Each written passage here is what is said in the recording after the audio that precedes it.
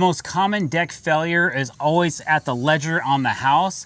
How do you know if your ledger is attached properly? Let's get into it and let's discuss how that is done. We are remodeling and rebuilding a deck, and we wanted to take a look at the ledger board that's already attached to this house and make sure that it has a proper amount of attachments in it and that they're spaced properly as well. So there's a lot of different fastener charts on the internet that tell you how far apart your legs need to be, your structural legs or your construction legs. You could be using galvanized bolts. These are hot dip galvanized leg bolts, which are on the house here. We also use a product called Fasten Master Ledger Locks, okay?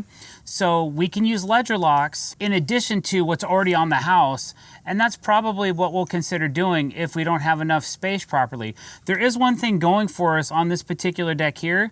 There's a beam 12 inches away from the house right here. So these ledger bolts aren't really being tested like they would normally be in these prescriptive designs, okay? So we probably have plenty of lag bolts into the house because we have this big old beam here.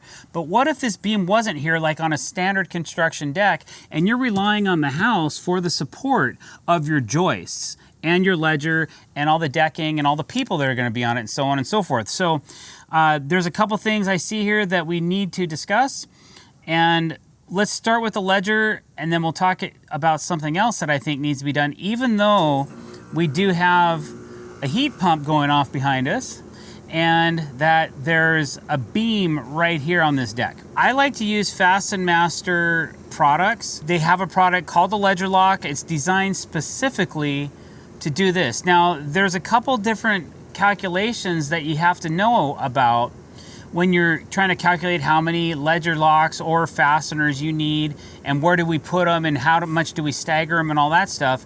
You need to know that species of lumber that you're attaching to, because they have different weight ratings and strength ratings that they use when they mathematically figure this stuff out. We're using a product called hem fir.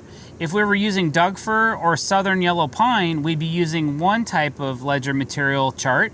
And since we're using hem fir, we're using a different material column on the same chart. And we're using 2x lumber. And it says right here, it depends on how wide the ledger is as well. So if you have a narrower ledger, you don't need to use as many fasteners.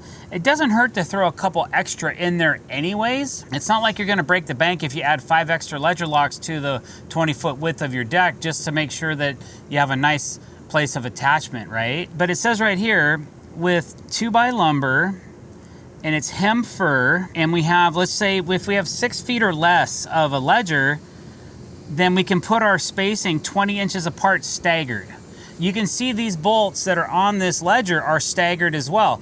And they're staggered about every 6 to 8 inches, but I don't know if there's anything close to where the joist is, which another thing I was gonna talk about is there's no joist hangers on the attachment. There's just nails going in through the side of the joist into the ledger board, which, because we have a beam here, is probably okay, but we're gonna add something, a strap, an angle, something of steel that we can screw to the joist and the joist to the ledger, because we need to have a positive attachment there. There isn't one right now, it's just some nails. So they would put like a L90Z, which is a 90-degree bracket designed for a 10-inch joist, or a 2x10, which is actually 9.5. These are closer to 9 inches. An L90Z is only like 7.5 or 8 inches tall. So it's designed just to hold this thing from pulling away from the house. So I just want to make sure not only that the ledger stays attached to the house, but the joists don't want to pull away from it either, because that can technically happen. We get a lot of earthquakes where we're from, so we have some seismic loads that we need to consider as well while we're designing the ledger attachment. Let's get back to this chart. So let's just be realistic. Let's say up to 18 feet. I never put a fastener within 3.5 inches of the end of a ledger because you can crack it. But if we're up to 18 feet, you also need to know what your live load is required. Now, most decks in the nation are required to build to a 40 pound per square foot live load, but in Washington, we're required to build to a 60 pound per square foot live load. So that's gonna change how many fasteners, it's gonna require more. So up to 18 feet, if you have an 18-foot ledger, spacing between fasteners in inches based on joist spans of. So if you have a joist span of 6 feet this way, then you can put them every 20 inches on 2x hem fir. If you have a 6-foot joist this way and you're using hem fir, you have to put one every 14 inches staggered. If your joists are 18 feet long, so pretty long, this joist is 12 feet. So let's do that. So in the real world, we're up to 12 feet long, we're 60 pounds per square foot live load, we're using 2x lumber. We have to have a fastener every 7 inches according to this chart, which we're gonna put in this video. It has to do with how long the joists are spanning, but because we have a beam here, it's kind of a different deal. So if you're not sure, if this is confusing to you, you can always check with a local structural engineer and see what they say about how many fasteners you should put. But I've noticed that most structural engineers are gonna overdo things anyways and have you put them a little extra, but a lot of times they'll just go off the span chart. If you read the span chart properly, I go up here, it says, okay, the live load, there's a column for that, the type of material the ledger's out of, the rim material, what is it, and then that last column, the spacing between fasteners in inches based on joist spans of. If you wanted the most heavy duty prescription, then you would go use the last one up to 18 feet. But if you only have a 12-foot joist, you don't have to go off that chart. You can just go off of the 12-foot chart, because that's what this deck is, 12 feet, with 2x lumber every 7 inches. If I was using 18-foot joists, I would have to put one every 4 inches, staggered, high, low, high, low. And then again, don't forget, there's also a distance down and a distance up from the bottom that you have to make sure that you're attaching to so that you don't have any issues with this splitting because you're too close to the top of the joist. So you got to look at that as well. And that's in this information right on Fasten Master's website.